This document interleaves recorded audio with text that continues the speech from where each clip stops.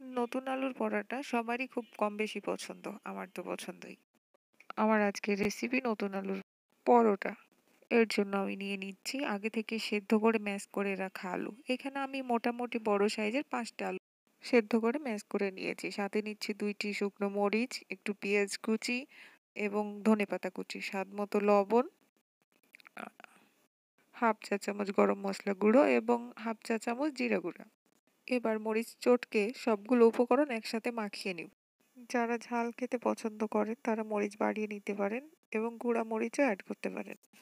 আলুটাকে অবশ্যই খুব ভালোভাবে ম্যাশ করে নিতে হবে, না হলে পরোটা বানানোর সময় মসৃণভাবে বেলা যাবে না এবং পরোটার আকারও খুব একটা ভালো আসবে না।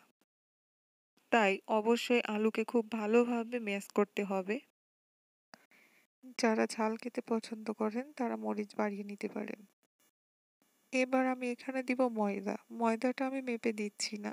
আলুর সাথে মাখতে যতটা ময়দা প্রয়োজন আমি ততটাই নিব। ময়দাটা আমি অল্প অল্প করে মেশাবো। এখানে আমি প্রায় ১.৫ কাপ মতো ময়দা মিক্স করেছি। পরোটার ডোটা তৈরি করতে পানির ব্যবহার খুব একটা হয় না। কিন্তু চাইলে অল্প পানি দিয়ে ভালোভাবে ডোটা বানিয়ে নিতে পারেন। এবার আমি এখানে দিচ্ছি সামান্য পরিমাণ সরিষার তেল। সরিষার তেল দিয়ে খুব ভালোভাবে মথে ডোটা তৈরি করে নিব। সুন্দর মসৃণ একটা ডো তৈরি করতে হবে। আমাদের পরোটার ডো তৈরি হয়ে গেছে।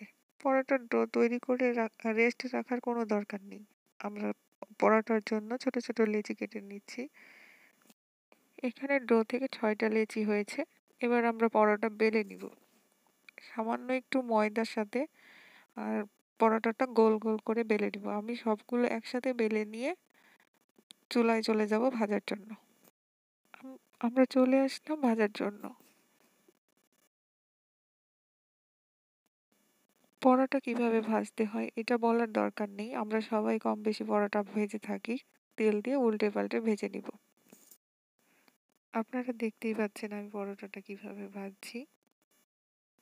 এপিঠ ওপিঠ উল্টে মচমচে করে ভেজে নিলেই হবে। ভিডিওতে দেখানো নিয়ম অনুসারে। আমার সবগুলো পরোটা ভেজে নেওয়া হয়ে গেছে। এবার আমরা চলে যাব পরিবেশনে। আপনারাও পরোটাটা বানানোর ট্রাই করে দেখবেন কতটা মজার হয় খেতে। দেখতেই পাচ্ছেন আমাদের পরোটাটা কত সুন্দর হয়েছে। আমার রেসিপিটি ভালো লাগলে লাইক, কমেন্ট, শেয়ার করে জানাতে ভুলবেন না এবং আমার পেজটিকে ফলো করে দিবেন প্লিজ প্লিজ। ধন্যবাদ সবাইকে।